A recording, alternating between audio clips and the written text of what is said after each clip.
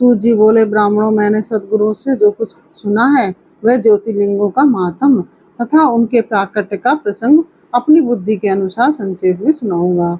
तुम सब लोग सुनो। मुने, ज्योतिर्लिंगों में सबसे पहले सोमनाथ का नाम आता है, अतः पहले उन्हीं के महात्म को सावधान होकर सुनो। मुनीश्वरों, महामना प्रजापति दक्ष ने अपनी अश्विनी आदि 27 कन्याओं का विवाह चंद्रमा के साथ किया था। ओम नमः शिवाय। कैसे हैं आप लोग? ईश्वर कृपा से आप सब अच्छे होंगे। ईश्वर सब पे कृपा बनाए रखे, सबका कल्याण करे। आज मैं बताने जा रही हूँ शिव महापुराण के कोटि रुद्र संहिता अध्याय नंबर 8 से 14 तक का वर्णन करने जा रहे हैं। प्रथम ज्योतिर्लिंग सोमनाथ का प्रादुर्भाव की कथा और उसकी महिमा का वर्णन करने जा रहे हैं। ओम नमः शिवाय, ओम नमः शिवाय, हरि हरि बोले नमः शिवाय। गंगाधराय शिव गंगाधराय, हरि हरि बोले नमः शिवाय। नमः शिवाय, ओम नमः शिवाय, हरि हरि बोले नमः शिवाय। ओम नमः शिवाय। तदंतर कपिला नगरी के कालेश्वर, रामेश्वर आदि की महिमा बताते हुए सूत जी ने समुद्र के तट पर स्थित गोकर्ण क्षेत्र के शिवलिंगों की महिमा का वर्णन किया है। फिर महाबल नामक शिवलिंग का अद्भुत महात्म सुनाकर अन्य बहुत से शिवलिंगों की विचित्र महात्म कथा का वर्णन करने के पश्चात ऋषियों के पूछने पर वे ज्योतिर्लिंगों का वर्णन करने लगे। सूत जी बोले, ब्राह्मणों, मैंने सदगुरु से जो कुछ सुना है वह ज्योतिर्लिंगों का महात्म तथा उनके प्राकट्य का प्रसंग अपनी बुद्धि के अनुसार संक्षेप में सुनाऊंगा। तुम सब लोग सुनो। मैंने ज्योतिर्लिंगों में सबसे पहले सोमनाथ का नाम आता है। उन्हें ज्योतिर्लिंगों में सबसे पहले सोमनाथ का नाम आता है, अतः पहले उन्हीं के महात्म को सावधान होकर सुनो। मुनीश्वरों, महामना प्रजापति दक्ष की अपनी अश्विनी आदि 27 कन्या का विवाह चंद्रमा के साथ किया था। चंद्रमा को स्वामी के रूप में पाकर वह दक्ष कन्याएं विशेष शोभा पाने लगी तथा चंद्रमा भी उन्हें पत्नी के रूप में पाकर निरंतर सुशोभित होने लगे। उन सब पत्नियों में भी जो रोहिणी नाम की पत्नी थी, एकमात्र वही चंद्रमा को जितनी प्रिय थी उतनी दूसरी कोई पत्नी कदापि कोई प्रिय नहीं थी। इससे दूसरी स्त्रियों को बड़ा दुख हुआ। वे सब अपने पिता की शरण में गईं। वहां जाकर उन्होंने जो कुछ भी दुख था उसे पिता को निवेदन किया। द्विजों, वह सब सुनकर दक्ष भी दुखी हो गए और चंद्रमा के पास आकर शांतिपूर्वक बोले। दक्ष ने कहा, कलानिधे, तुम निर्मल कुल में उत्पन्न हुए हो। तुम्हारे आश्रय में रहने वाली जितनी स्त्रियां हैं उन सबके प्रति तुम्हारे मन में न्यूनाधिक भाव क्यों है, और किसी को अधिक और किसी को कम प्यार क्यों करते हो? अब तक जो किया सो किया, अब आगे फिर कभी ऐसा विषमतापूर्ण बर्ताव तुम्हें नहीं करना चाहिए, क्योंकि उसे नरक देने वाला बताया गया है। सूत जी कहते हैं कि महर्षियों अपने दामाद चंद्रमा से स्वयं ऐसी प्रार्थना करके प्रजापति दक्ष घर को चले गए। उन्हें पूर्ण निश्चय हो गया था कि अब फिर आगे ऐसा नहीं होगा, पर चंद्रमा ने प्रबल भावी से विवश होकर उनकी बात नहीं मानी। वे रोहिणी में इतने आसक्त हो गए कि दूसरी किसी भी पत्नी का कभी आदर नहीं किया करते थे। इस बात को सुनकर दक्ष दुखी हो फिर स्वयं आकर चंद्रमा को उत्तम नीति से समझाने तथा न्यायोचित बर्ताव के लिए प्रार्थना करने लगे। दक्ष बोले कि चंद्रमा सुनो, मैं पहले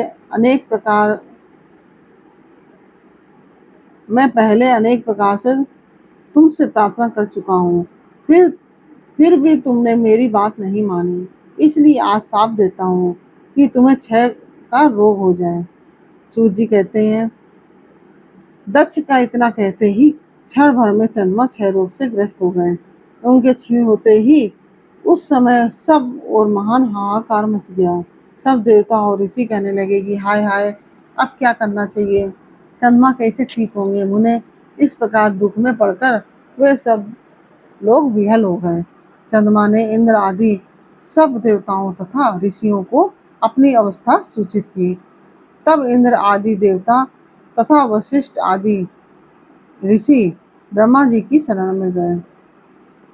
उनकी बात सुनकर ब्रह्मा जी ने कहा कि देवताओं, जो हुआ सो हुआ, अब वह निश्चय ही पलट नहीं सकता। अतः उसके निवारण के लिए मैं तुम्हें एक उत्तम उपाय बताता हूँ, आदर पूर्वक सुनो। चंद्रमा देवताओं के साथ प्रभास नामक शुभ क्षेत्र में जाए और वहां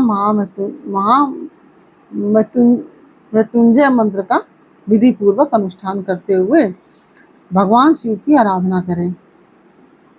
अपने सामने शिवलिंग की स्थापना करके वहां चंद्रदेव नित्य तपस्या करें। इससे प्रसन्न होकर शिव उन्हें क्षय रहित कर देंगे, उन्हें मतलब इस रोग से मुक्ति दिला देंगे। तब देवताओं तथा ऋषियों के कहने से ब्रह्मा जी के आज्ञा के अनुसार चंद्रमा ने वहां 6 महीने तक निरंतर तपस्या की। मृत्युंजय मंत्र से भगवान वृषभ ध्वज का पूजन किया। 10 करोड़ मंत्र का जप और मृत्युंजय का ध्यान करते हुए चंद्रमा वहां स्थिर चित होकर लगातार खड़े रहे। उन्हें तपस्या करते देख भक्त वत्सल भगवान शंकर प्रसन्न हो गए, उनके सामने प्रकट हो गए और अपने भक्त चंद्रमा से बोले।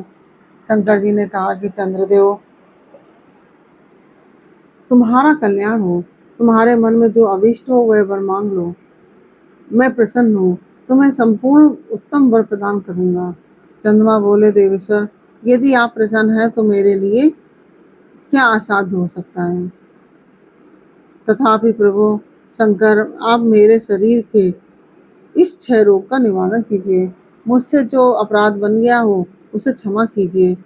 शिव जी ने कहा कि चंद्रदेव, एक पक्ष में प्रतिदिन तुम्हारी कला क्षीण हो और दूसरे पक्ष में फिर वह निरंतर बढ़ती रहे।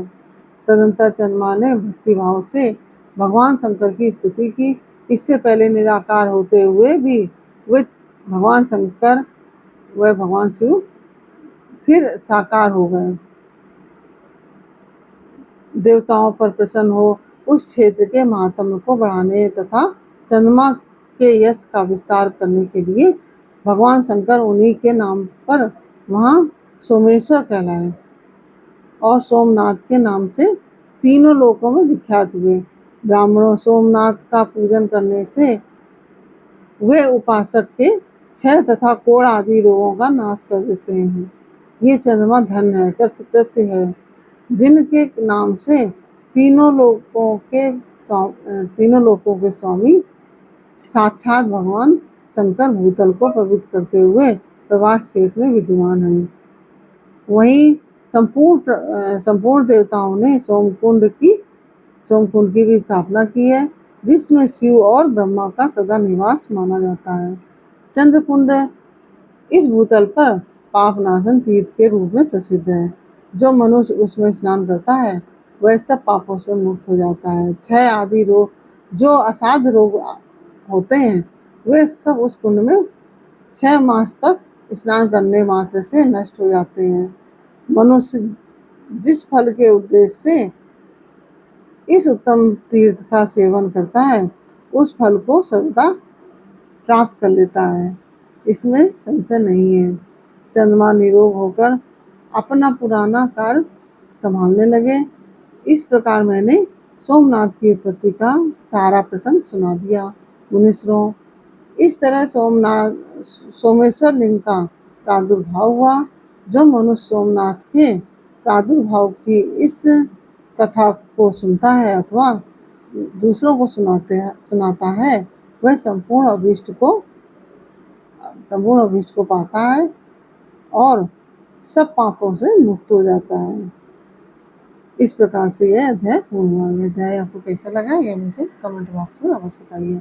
अच्छा लगा हो तो वीडियो को लाइक शेयर अवश्य कीजिए और कमेंट में ओम नमः शिवाय अवश्य लिखिए।